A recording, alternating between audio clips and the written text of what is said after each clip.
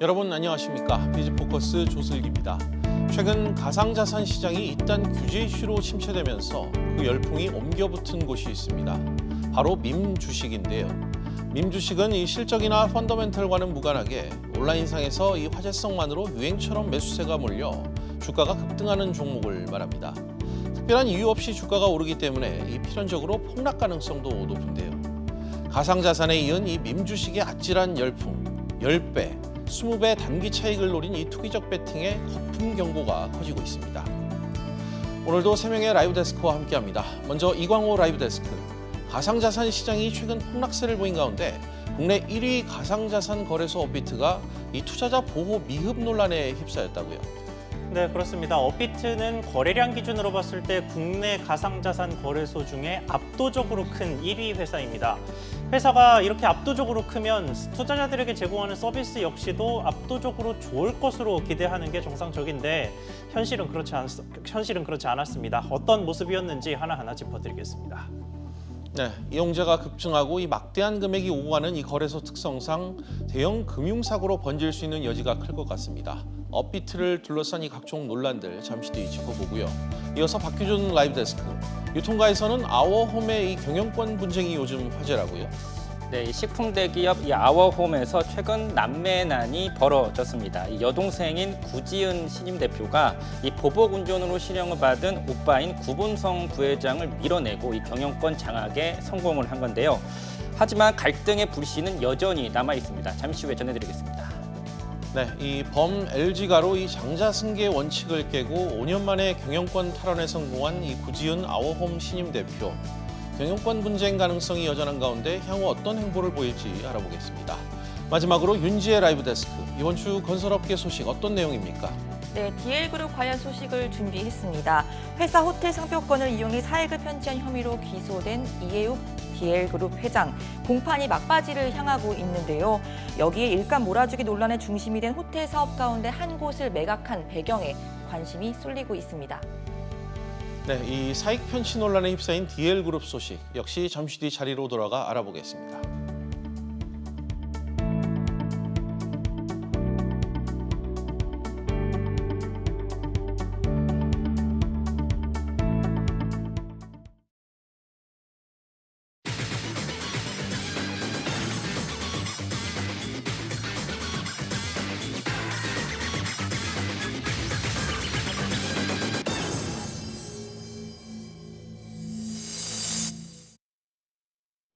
범 LG가의 식품 기업인 아워홈에서 이 불거졌던 이른바 난매난이 요즘 유통업계의 화제입니다.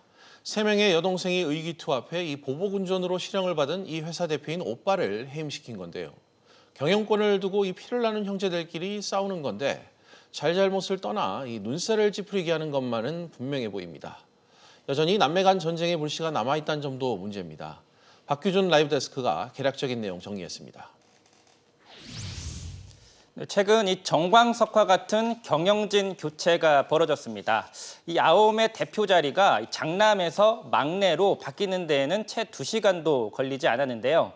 이 막내 구지연 대표는 두 언니와 손잡고 큰오빠인 구본성 부회장을 해임시키는 안을 통과시켰습니다. 구본성 부회장이 최근 이 보복 운전으로 무리를 빚었고 실형까지 선고받은 게 이 세 자매를 똘똘 뭉치게 한 요인이 되는데요. 하지만 갈등의 불씨는 살아 있습니다. 언제든 장남인 이 구본성 부회장이 반격에 나설 수 있기 때문입니다. 네, 황나대 하나씩 이제 살펴볼까요? 새 여동생이 오빠를 해임한 당시 상황부터 먼저 설명해 주시죠. 네, 문제 이사회와 이 주주총회는 지난 4일 열렸는데요. 만내난의 현장을 좀 보면 우선 이 막내인 구지은 대표는 이 주주총회에서 두 언니와 손을 잡고 본인에게 우호적인 신규 이사 21명을 대거 새로 뽑았습니다. 이렇게 이사회를 장악하고 이사회 멤버를 근거로 해서 기존 대표이사 그러니까 오빠를 해임시키고 새 대표이사 그러니까 본인을 선임하는 안을 차례로 통과시킨 겁니다. 네. 이 세 자매의 지분의 합이 약 59%로 절대 과반을 차지한 게 이 경영권 장악에 큰 역할을 했습니다. 대표 교체가 그야말로 속전속결로 이뤄진 건데 박나대, 왜 여동생 3명이 오빠한테 이렇게까지 한 걸까요? 뭐 남매 간에 이렇게 다투는 게 뭐 눈살을 찌푸릴 수 있는 짓인데 발단은 이 장남인 구본성 부회장의 이 실형 선고입니다. 구 부회장은 지난해 9월 이 보복운전 혐의로 해서 최근에 이 징역 6개월에 집행유예 2년이라는 이 실형을 선고받았는데요. 이 밖에도 이 세 자매는 이 구본성 부회장이 대표로 있을 동안에 경영 성과가 안 좋았고 또 아내와 이 아들의 임원 보수를 챙긴 것도 문제 삼은 것으로 알려지고 있습니다. 네, 물론 뭐 재벌들이라고 해서 뭐 법망을 피해서 특혜를 받아서는 안 되겠습니다만 이 정도의 범죄 이력 같은 경우는 사실 뭐 재벌가에서 흔히 볼 수 있는, 냉정하게 말해서 그런 정도의 수준인데 막내가 굳이 이걸 핑계 삼아 반기까지 들어서 오빠를 밀어냈다라고 하는 점이 좀 특이한 것 같은데요. 뭐 둘 사이가 좀 안 좋은 지점이 있었습니까? 뭐 결과적으로는 그 둘 사이의 관계가 이번 경영권 분쟁의 핵심이다 이렇게 볼 수 있는데요. 둘 사이의 경영권 다툼이 불거진 시점은 2016년경입니다. 그 한 해 저인 2015년만 해도 사실 경영권 승계는 이 막내인 구지은 당시 부사장이 유력했는데 이듬해 돌연 장남인 구본성 부회장으로 승계의 중심축이 바뀌게 된 겁니다. 당시 구지은 대표가 물러난 건 부사장 시절 때 경영진들과 좀 관계가 안 좋았고 범 LG그룹의 장자 승계 원칙 등이 영향을 준 것으로 알려져 있는데요. 결국 2016년 6월에 장남인 구본성 부회장이 대표이사 자리를 꿰차게 됐고 막내인 구지은 대표는 아워홈의 관계사로 이른바 좌천을 당하게 됩니다. 네, 박나대. 그간에 좀 사연이 좀 많았던 것 같은데 결국 구지은 대표가 승리해서 범이 LG그룹의 장자 승계 전통이 깨졌습니다. 구 대표는 좀 어떤 사람인지 궁금한데요. 우선 이 업계에서 구 대표는 경영 실력만큼은 또 인정을 받고 있다 이렇게 보실 수 있는데요. 우선 이 사남매는 보시는 것처럼 아버지가 LG그룹 창업주의 이 셋째 아들인 구작 회장이고요. 어머니는 고 이병철 삼성 창업주의 둘째 딸인 이숙희 씨입니다. 이 4명의 자녀 중에서 이 유일하게 아워홈의 경영에 참여해온 사람은 구지은 대표가 됩니다. 구 대표는 2004년도에 아워홈에 입사해서 경영 능력을 인정받아서 6년 만인 2010년도에 전무로 2015년엔 부사장으로 이른바 초구속 승진을 했습니다. 2016년도에 회사에서 밀려났고 이번에 5년 만에 경영 일선으로 다시 복귀한 겁니다. 네, 그래서 이제 다시 구지은 체제로 복귀했습니다. 다시 구본성 부회장이 복귀할 가능성은 그럼 없는 겁니까? 현재로는 그런 가능성이 높지 않다 이렇게 볼 수 있습니다. 네. 하지만 남매 간의 연합전선이 또 어떻게 형성되느냐에 따라서 상황이 바뀔 수도 있는데요. 전문가 이야기 들어보시죠. 단기적으로는 세 자매가 연합해 60% 정도 되는 지분을 확보하고 있어 새로운 경영권 분쟁이 일어날 가능성은 희박하지만 추후 자매 간 연합이 깨지거나 하는 새로운 변수가 나오게 될 경우 지금과는 다른 양상으로 상황이 전개될 가능성도 배제할 수 없습니다. 네, 사실 지금도 이 장남인 구본성 부회장이 대표이사는 물러났지만 사내이사직은 유지하고 있기 때문에 이사회에서 사상권권 구지은 대표 경영에 반대 목소리를 낼 가능성은 있습니다. 네. 결국 구지은 대표가 두 언니들과의 공동전선을 계속 유지해 나가면서 확실하게 경영 실력을 보여주는 게 중요해 보입니다. 네, 이 말씀하신 대로 이 아워홈의 경영권 다툼이 여동생들의 승리로 일단락된 모습이지만 오너 리스크에 대한 우려는 더 커진 모양새입니다. 일단 이 구지은 대표가 추락한 이 브랜드 이미지를 어떻게 회복시키느냐가 당면한 과제일 것 같습니다. 박나대, 잘 들었습니다.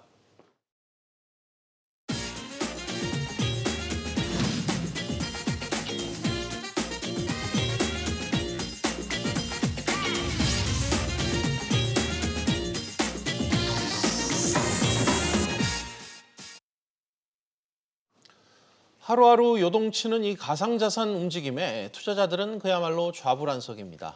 그런데 가격만 불안한 게 아니라 이 가상자산 거래소를 둘러싼 불안감도 만만치 않은데요. 중소형 거래소의 소위 먹튀 범죄, 또 대형 거래소까지도 서버 불안에 각종 서비스의 신뢰성까지 논란이 끊이질 않고 있습니다. 국내 1위 거래소인 업비트 역시 투자자 눈높이에는 아직 한참 부족한 것이 현실입니다.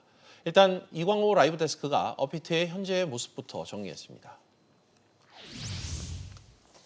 네, 업비트는 하루 거래량 7조 원대를 기록하고 있는 국내 최대 거래소입니다. 한창 거래가 많을 때는 세계 2위까지 올랐던 적도 있는 정도로 큰 거래소인데요.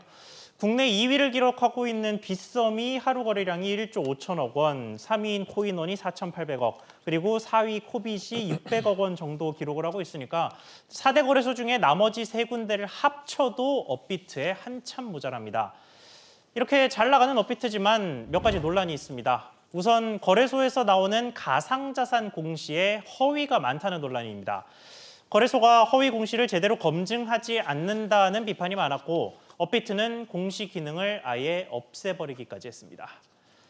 두 번째는 거래 지연 문제입니다. 상승장이든 하락장이든 특정 가상자산의 거래가 몰릴 때마다 지연 문제가 터져 나왔는데요. 큰 변동성 탓에 투자자들의 움직임도 빨라야 하는 상황에서 거래 지연 문제는 업비트의 많은 논란들 중에서도 가장 뜨거운 부분입니다. 마지막은 소송 부분입니다. 최근 들어서 업비트 고객 11명이 가상자산을 송금했는데 입금 처리가 되지 않았다면서 6억 원대 소송을 제기했습니다. 가상자산이 큰 관심을 받는 만큼 1등 거래소인 업비트를 둘러싼 논란도 식지 않는 모습입니다. 네, 이 업비트가 가장 이 뜨거운 이 투자인 가상자산의 큰 거래소라는 왕관의 무게 제대로 견디고 있는지는 평가가 지금 분분한 것 같습니다. 앞서 봤던 것처럼 올해 터진 사건이 한두 개가 아니기 때문일 텐데요. 하나하나 역시 따져보겠습니다. 먼저 1화대. 일단 이 공시, 투자자들에게 알려야 될 내용, 필수적인 내용인데 이 내용을 둘러싸고 큰 사건들이 많았다고요? 그렇습니다. 2달 전에 일어났던 사건인데요. 고머니2라는 가상자산을 발행한 회사 애니멀고라는 곳이 있습니다. 여기가 북미 펀드로부터 5조 원 규모의 투자를 받았다는 내용의 공시를 했는데 중간에 이런저런 논란이 많았습니다만 결론적으로는 허위 공시였습니다. 예. 당시 공시 직후 폭등했던 가상자산 가격이 이 허위라는 사실이 알려지면서 다시 폭락하는 등 당시의 혼란이 굉장히 컸습니다. 예, 허위 공시로 가격 변동폭, 그러니까 변동성이 커졌고 피해가 좀 발생했다 이런 얘기인 것 같은데 그래서 공시제도 자체를 중단시켰는데 지금 상태는 어떻습니까? 네, 2달이 지났습니다만 여전히 그 상태 그대로 있습니다. 당시에 개발사에서 직접 공시를 올리도록 하는 게시판을 만들겠다, 그런 식으로 개편을 하겠다라고는 했는데 아직까지 실현되지는 않았습니다. 가상자산에는 과거 실적이 없다시피 한 것들이 굉장히 많기 때문에 백서 혹은 공시의 내용을 바탕으로 투자를 해야 하는 경우가 굉장히 많은데요. 사라져버린 공시를 이렇게 오랫동안 방치해도 되느냐는 투자자 불만도 끊이지 않고 있습니다. 근데 한 가지 궁금한 게요. 이 코인 투자 관련된 거라면 아무래도 서버가 지연되거나 서버가 먹통이 되거나 이렇게 끊이지 않고 있는데 아직까지 좀 해결이 안 되고 있는 건가요? 어떤가요? 그렇습니다. 여전히 현재 진행형인 문제인데요. 가장 큰 사건은 역시 지난달 11일에 있었던 대규모 오류 사태였습니다. 여기에 14일에는 도지코인 계열 가상자산이 그리고 19일에는 이더리움 계열 가상자산에서 또 지연 사태가 조금씩 벌어졌는데요. 그 연달아 터졌던 지연 사태 이전까지 업비트 측이 투자자에게 보상해준 금액이 31억 원 가량인데 최근 들어서 지연이 좀 더 추가가 됐던 만큼 적잖은 금액이 추가됐을 것으로 보입니다. 네, 앞서 개략적으로 좀 개요를 설명하실 때 짚었던 소송 문제도 좀 얘기를 나눠볼까요? 네. 업비트 측에서는 정확히 이 부분에 어떤 입장인가요? 네, 업비트 측은 아직 소장이 회사 측으로 도착을 하지 않아서 정확하게 설명을 하기가 어렵다면서도 투자자의 오입금일 가능성이 높다면서 투자자 잘못으로 돌리는 모양새입니다. 블록체인 기술이 도입된 가상자산을 보내는 건 일반적인 은행 송금과는 조금 다르다는 게 이제 업비트 측의 이야기인데요. 업비트 측이 좀 복잡한 설명을 했습니다만 이걸 쉽게 정리를 해보면 모든 정보가 중앙 서버에 저장되는 은행과 달리 고객이 각자의 거래 정보를 보유하기 때문에 투자자가 오입금을 해도 복구를 해주는 게 은행 송금보다 쉽지 않다는 게 업비트 측의 설명입니다. 지금 얘기 들어보니까 약간 은행의 차고 송금 같은 그런 개인의 잘못으로 좀 돌리는 모양새인데 일단 투자자들 입장에서는 이 소송을 제기할 수밖에 없는 그런 상황인 것 같습니다. 압도적인 1위 가상자산 거래소란 이 업비트가 이런 문제를 일으켰다면 다른 거래소는 과연 어느 정도일지 충분히 짐작이 갈 것 같습니다. 1화대 역시 발제 내용 잘 들었습니다.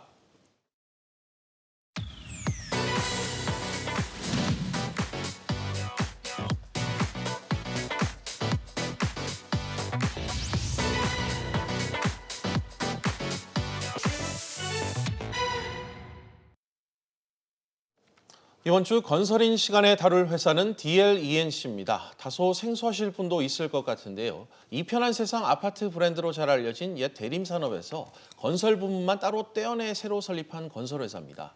이 회사가 요즘 이 자회사인 글래드호텔 때문에 곤혹스러워하고 있다고 합니다. 그룹 총수일가 관계사의 이 호텔 브랜드 로열티를 몰아줘 일감 몰아주기 의혹을 받고 있어서인데요. 이런 와중에 글래드 호텔도 코로나19 장기화에 따른 경영난으로 매각되는 신세에 놓였습니다. 현재 정확히 어떤 상황인지 윤지혜 라이브 데스크가 정리했습니다. 네, 국내 비즈니스 호텔인 글래드 호텔, DL그룹의 아픈 손가락이 돼버렸습니다. 공정위의 표적에 호텔 매각까지 여러모로 난처할 수밖에 없는 상황인데요. 어떤 상황인지 차근차근 따져보겠습니다. 먼저 2010년 이해욱 회장과 아들 이동훈 씨는 각각 55%, 45%씩 출자해 APD라는 페이퍼 컴퍼니를 만들었습니다. 그리고 2012년 옛 대림산업의 호텔 브랜드인 글래드 상표권을 APD에 출원하게 되고 등록까지 하게 됩니다. 여기에 그치지 않고 APD는 브랜드 사용 계약을 맺게 되는데요. 글래드 호텔 이 운영은 이 오라 관광이 맡게 되는데 오라 관광이 APD에 매월 브랜드 수수료를 지급해서 2018년까지 총 31억 원을 줬습니다. 공정위가 문제 삼은 건 바로 이 부분입니다.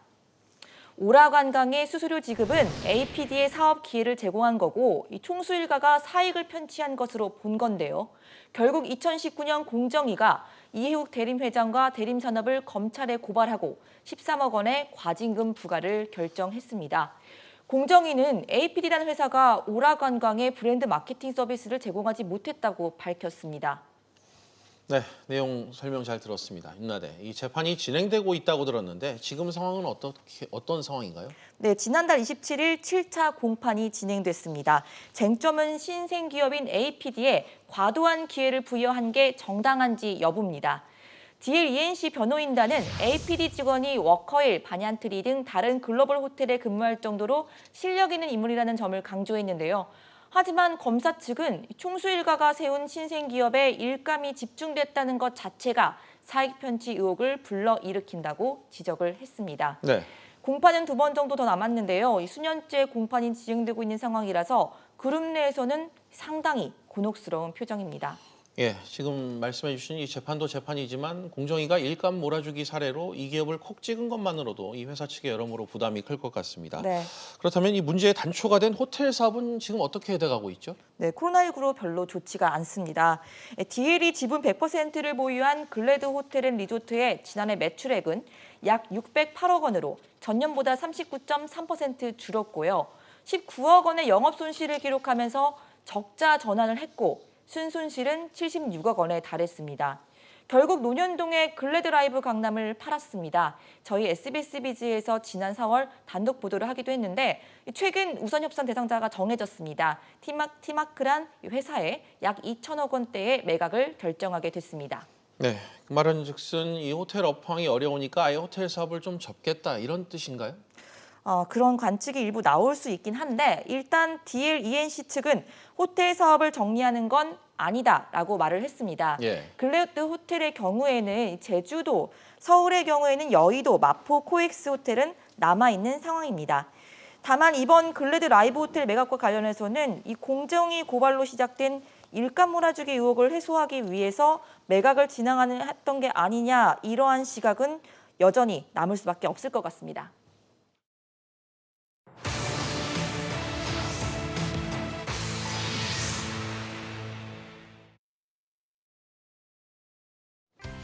네, 이번 주 시레벨 라운지 시작합니다. 첫 번째 인사는 신동빈 롯데 회장 그리고 정용진 신세계 부회장입니다. 국내 유통업계의 두 거물이 또 한판 승부를 펼치게 됐습니다. 최근 이베이 코리아 인수전에 롯데와 신세계가 전격 가세하며 라이벌 빅매치가 성사됐는데요. 재계안팎의 관심도 뜨겁습니다. 이베이 코리아가 과연 누구 품에 안기느냐에 따라 시장의 판도가 크게 달라질 수 있기 때문입니다. 양사가 이번 인수전에 임하는 자세도 사뭇 진지합니다. 이번 인수전에서 승리하면 취약한 이커머스 시장 내 경쟁력을 단번에 끌어올릴 수 있지만 인수전에 패할 경우 경쟁사의 몸집만 불려주는 들러리로 전락할 수밖에 없습니다. 어떤 회사와 결합해도 네이버, 쿠팡과 경쟁할 수 있는 빅3가 될 수 있습니다. 승패를 가릴 관건 역시 가격입니다. 업계에선 이베이 코리아 몸값을 3조 원에서 4조 원대로 보고 있는데요. 더 높아질 가능성도 배제할 수 없습니다. 미안하고 고맙다는 문구를 SNS에 연일 올려 논란의 중심에 선 정부 회장이 승기를 잡을까요? 아니면 그룹 체질 개선의 한창인 신 회장이 이베이를 품게 될까요? 참고로 정부 회장은 자신의 SNS 발언 논란에 더는 오해받을 일은 하지 않겠다고 했습니다. 어찌됐건 인수전 결과는 이베이 본사가 이사회를 마치는 다음 주쯤이면 알 수 있을 것 같습니다. 저희가 꼽은 두 번째 인물, 바로 이해진 네이버 글로벌 투자 책임자입니다. 네이버 하면 어떤 이미지가 떠오르시나요? 높은 연봉과 수평적인 조직 문화, 취업 준비생들이 가장 가고 싶은 회사. 저도 다른 이들과 크게 다르지 않습니다. 이런 네이버에서 일하던 한 직원이 업무 스트레스를 호소한 뒤 극단적인 선택을 하는 일이 최근 벌어졌습니다. 네이버 노조는 이 직원이 과로로 고통받아왔다고 주장했습니다. 담당 임원의 부당한 업무 지시, 또 모욕적인 언행도 이어졌다고 밝혔습니다. 이 인간으로서의 존엄과 가치를 왜 회사의 시스템은 보호하지 못했을까요? 글로벌 경쟁, 성과는 인간이 기본적으로 누려야 할 행복 추구감마저 말살하면서 이루어져야 하는 것인가요?